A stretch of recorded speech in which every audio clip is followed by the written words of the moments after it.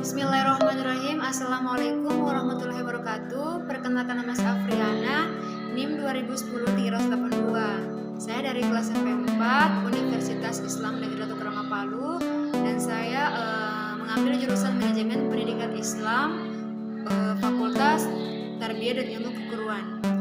Dan di sini saya akan memaparkan materi saya, yang mana materi saya itu mengenai pengambilan keputusan kelompok dan pengembangan organisasi.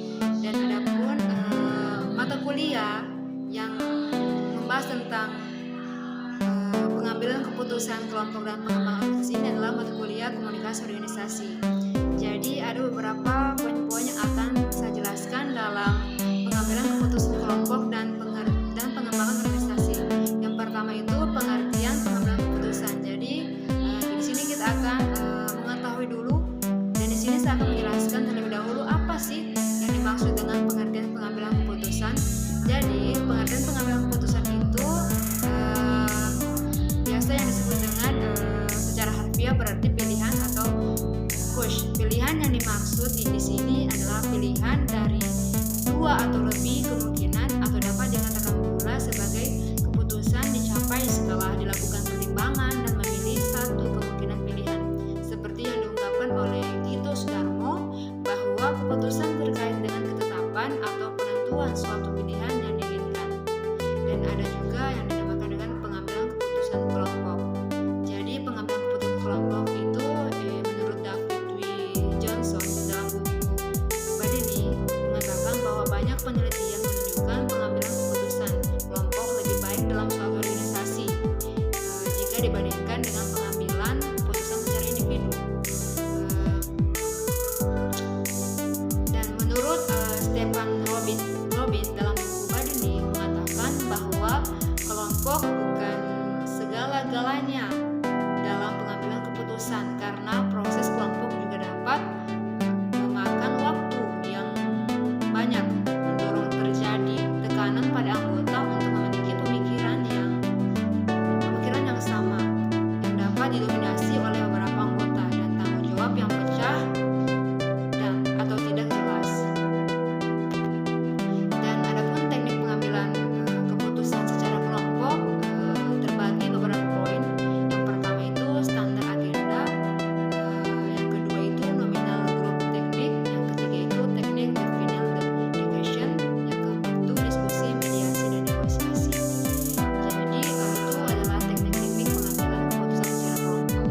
Dan adapun faktor-faktor yang mempengaruhi pengambilan keputusan itu dalam proses pengambilan keputusan ada beberapa faktor. Yang pertama itu posisi atau kedudukan dalam rangka pengambilan keputusan.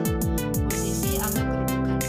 Kedua itu masalah atau problem adalah yang menjadi penghalang untuk tercapainya tujuan, yang merupakan penyimpangan dari yang diharapkan, direncanakan, dan dikehendaki atau diselesaikan.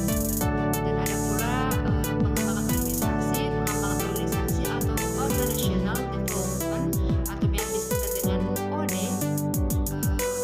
Adalah proses yang menyediakan strategi atau solusi untuk meningkatkan pengalaman karyawan sambil menumbuhkan perusahaan.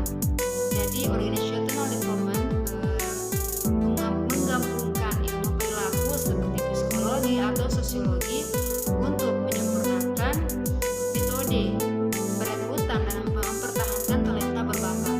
Dan proses ini melibatkan konsultasi data dan penelitian untuk melakukan penelitian guna mengidentifikasi kekuatan dan kelemahan departemen dan kepemimpinan. Dan ada juga fungsi dari pengembangan organisasi. Ada beberapa poin-poin atau fungsi dari pengembangan organisasi. Yang pertama, memberi saran kepada departemen atau manajemen seluruh perusahaan tentang strategi manajemen karyawan. Dan untuk fungsi kedua itu menyarankan program pelatihan untuk meningkatkan dan mendiversifikasi keterampilan karyawan. Yang ketiga, menugaskan karyawan ke peran yang sesuai dengan keterampilan mereka. Dan untuk fungsi yang terakhir, yaitu untuk mengembangkan strategi untuk meningkatkan praktik perekrutan, pelatihan, dan retensi. Dan untuk pentingnya pengembangan organisasi, bahwa ternyata pengembangan organisasi sangat penting bagi SDM dan perusahaan. Mengapa?